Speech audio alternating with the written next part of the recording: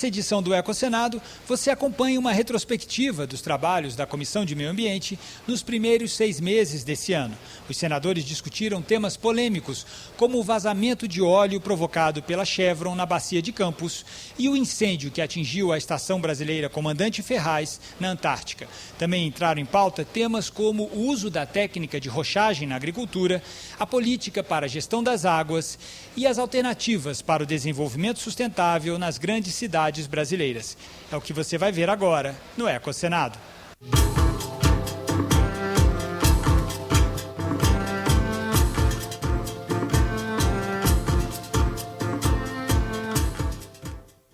O emprego da técnica de rochagem na lavoura foi um dos primeiros temas em debate esse ano na Comissão de Meio Ambiente.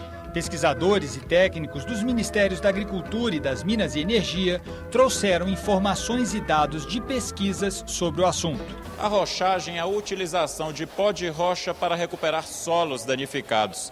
Ela é pesquisada no Brasil há cerca de 40 anos e pode trazer avanços para a economia e o meio ambiente do país.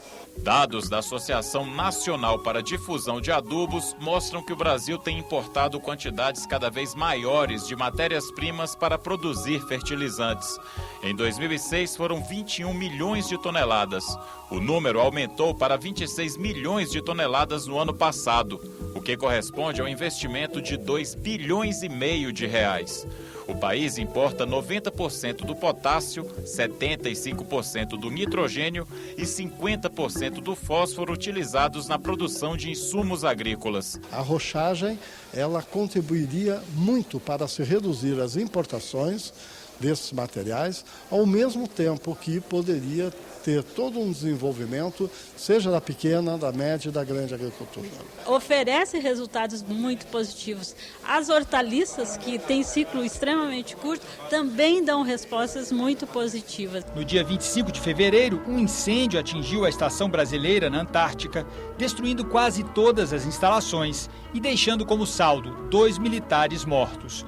Os senadores discutiram o que deve ser feito pelo governo brasileiro para garantir a continuidade das pesquisas e atividades do Programa Antártico Brasileiro. O ministro da Defesa, Celso Amorim, disse que a construção de uma nova estação na Antártida só poderá ter início no verão do ano que vem. A obra deve levar 4 anos para ser concluída e o custo está estimado em 100 milhões de reais. Apontada como exemplo de construção moderna, a estação espanhola Juan Carlos, recentemente construída, custou 40 milhões de euros. O ministro interino da Ciência e Tecnologia, Luiz Antônio Elias, disse que nos últimos 5 anos o governo brasileiro investiu 130 milhões de reais em logística e pesquisa na Antártida. Jefferson Simões, professor da Universidade Federal do Rio Grande do Sul, garantiu que 60% das pesquisas brasileiras na Antártida continuam em andamento, apesar do acidente. Nós temos um programa antártico na Antártica, mas a ciência antártica é feita no Brasil também. E a professora Rosalinda Montoni, da Universidade de São Paulo, destacou o importante papel da Estação Brasileira destruída pelo incêndio como lar dos pesquisadores na região. Ficou a necessidade de construir uma coisa melhor, porque realmente é importante a gente manter esse trabalho, porque nos causa bastante orgulho. Os parlamentares reconheceram a importância do trabalho desenvolvido nos últimos 30 anos por cientistas e militares brasileiros na Antártida e fizeram críticas ao corte de 50% nas verbas destinadas ao Programa Antártico Brasileiro este ano, em comparação com o ano passado. Eu cheguei, por exemplo, quando eu fiquei sabendo que nunca se tocou nesse assunto, que as verbas para a Antártida desse ano são metade das que eram no ano passado. Não consigo entender.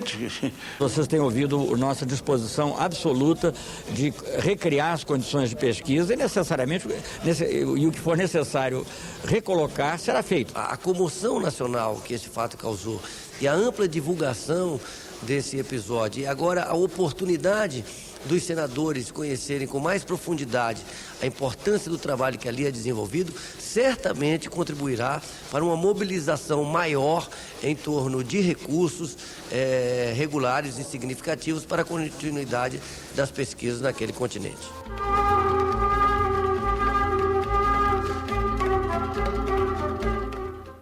Outro tema polêmico na pauta da Comissão de Meio Ambiente foram os vazamentos de petróleo no campo de Frade, na Bacia de Campos, no litoral do Rio de Janeiro. Para o MPF houve uma catástrofe, um acidente. Outro reservatório explorado pela Chevron no Campo de Frade já havia vazado em novembro do ano passado. 3.700 barris de petróleo foram derramados. Desde então, a empresa suspendeu a exploração na região e assumiu a responsabilidade pelo que ocorreu. Não houve negligência, nós fizemos todos os estudos que eram necessários fazer para a operação do Frade. Esse evento das fissuras é um evento atípico, que agora queremos entender melhor. A ANP produziu um relatório sobre o caso, que deve ser divulgado em 15 dias. A punição à Chevron ainda não foi definida, mas pode variar de multa até a suspensão do contrato de concessão. Nós identificamos que a Chevron fez uma avaliação incorreta do projeto do poço em relação à consideração das pressões, em relação à necessidade de revestir o poço além do que ela revestiu. A multa de 50 milhões como multa máxima era irrelevante em função do número de barris que essas empresas extraem por dia. Neste caso, o Chevron, fica claro que na cadeia de comando, na cadeia de decisões, várias delas não foram tomadas e não foram implementadas. Algumas omissões e outras ações. O que importa é que tudo isso redundou neste acidente. A minha conclusão é que a Agência Nacional de Petróleo foi pouco rigorosa com a questão da Chevron. Nós temos que fortalecer a prevenção, nós temos que tornar mais rigorosos os processos de autorização, de exploração. A gestão das águas foi um dos temas mais discutidos pela comissão nesse primeiro semestre. A participação do Brasil no Fórum Mundial das Águas, que aconteceu na cidade de Marseille, na França, no mês de março, foi amplamente analisada. Os convidados destacaram as qualidades do atual modelo de gestão adotado pelo governo brasileiro, fundamentado na descentralização. Hoje o Brasil tem como mais de 160 comitês de bacias. Então nós estamos numa posição muito confortável com relação a isso.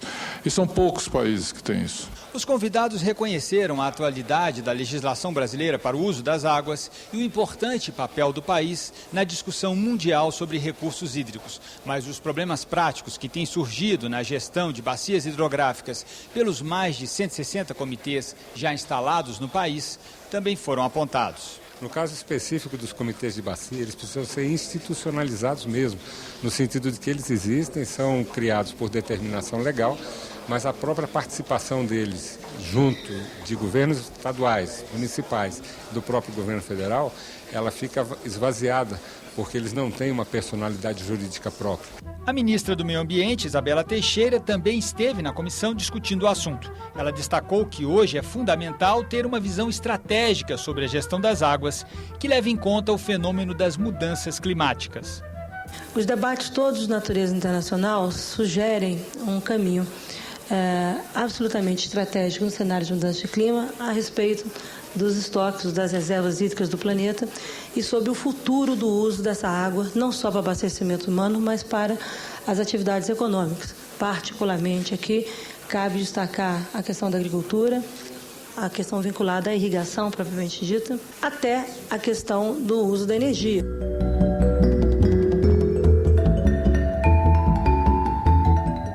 No mês de maio, os obstáculos para o desenvolvimento sustentável das grandes cidades brasileiras foram tema de uma audiência pública. Os convidados foram unânimes em afirmar que não é possível promover o desenvolvimento sustentável das cidades sem democratizar esse processo, mas reconheceram que a desigualdade, a exclusão e a segregação são marcas da urbanização em nosso país. Cidade sustentável é uma cidade para todos. Não tem como discutir cidades sustentáveis que não sejam para todos, senão não há sustentabilidade alguma. A necessidade de grandes deslocamentos advindos de uma urbanização que leva os pobres para as periferias mais distantes gera um impacto no transporte, na poluição do ar, que afeta a toda a cidade. Desenvolver mecanismos para integrar todos os habitantes da cidade é um grande desafio. Sociedade civil, comunidade, empresas, Estado, segmentos da sociedade que sempre foram também segregados, não podem mais ser segregados. As políticas públicas têm que integrar esses múltiplos níveis. Renato Balbim, do IPEA, destacou o problema da mobilidade urbana enfrentado de forma dramática nas grandes cidades brasileiras. Discutir horas no transporte coletivo ou transporte individual na periferia de Paris ou Londres é completamente diferente para discutir em São Paulo ou Salvador. As soluções também são diferentes e temos que pensar soluções a partir da nossa realidade. Parece que a nossa sociedade, parece que o Estado brasileiro, os municípios e os estados não estão caminhando na direção que a gente gostaria que caminhasse. Parece que iniciativas que deveriam ser muito mais assertivas, elas estão num caminho inverso dessas reflexões que nós estamos fazendo aqui hoje. A preservação do cerrado também ganhou destaque. Especialistas no assunto trouxeram sugestões para a elaboração de uma lei específica voltada para a preservação do bioma. Segundo o maior bioma brasileiro, com mais de 2 milhões de quilômetros quadrados, o Cerrado está presente em 10 estados, além do Distrito Federal. A vegetação se caracteriza por arbustos e árvores de caule retorcido e raízes profundas. Além da grande biodiversidade, o Cerrado se destaca pelo desenvolvimento intenso da produção agropecuária, justamente uma das maiores ameaças à preservação do bioma. O desmatamento é muito acelerado. E a gente está perdendo a oportunidade de conhecer a riqueza que tem aqui. Para o chefe da Embrapa Cerrados, José Roberto Pérez, os 160 milhões de toneladas de grãos produzidos anualmente na região ocupariam 3 vezes mais terras se não empregassem as tecnologias atuais. Tem que ter um grande pacto da sociedade, do poder público e do poder privado, na busca da recuperação, de regeneração das áreas que foram desmatadas. Donizete Tokarski, presidente da Ecodata, uma organização não governamental, disse que embora 50% da vegetação nativa do Cerrado ainda esteja preservada, metade dessa área já está comprometida, principalmente pela pecuária extensiva e pelas queimadas. Ele defendeu um maior controle das nascentes e cursos d'água e pediu mais incentivo para a exploração econômica de culturas tradicionais do Cerrado. Por exemplo, o baru, a cagá, tamangaba, plantas que produzem hoje uma quantidade pequena, mas que não usam agroquímicos, agrotóxicos, não usam tantos insumos e que podem gerar uma economia extremamente importante, fazendo também a questão da segurança alimentar. E como definir políticas públicas que possam conciliar essa vocação produtiva com essa vocação para a biodiversidade e para grande produtor de águas. Um dos dados mais significativos foi apresentado pela professora Mercedes Bustamante, diretora de Políticas Públicas do Ministério da Ciência e Tecnologia. Segundo ela, a emissão de carbono provocada pelo desmatamento do Cerrado nos últimos 15 anos é semelhante à do desmatamento da Amazônia. É um sistema que investe bastante em raízes, em biomassa radicular. Então, as formações do Cerrado, elas têm de 2 a 7 vezes mais biomassa nos sistemas subterrâneos do que nos seus sistemas aéreos. Então, quando nós consideramos o desmatamento, não é só a perda da biomassa aérea, mas de toda aquela biomassa que foi investida em sistema radicular e cuja emissão se dá gradualmente após o processo de conversão. Não é uma questão linear, conservar ou não, mas é entender o grande mosaico que é o Cerrado e se assegurar que o desenvolvimento possa se dar em bases sustentadas. No segundo semestre, o Ecosenado continua acompanhando os principais temas em debate na Comissão de Meio Ambiente. Você pode enviar um comentário ou sugestão utilizando o telefone 0800 61 2211 ou o formulário disponível na internet.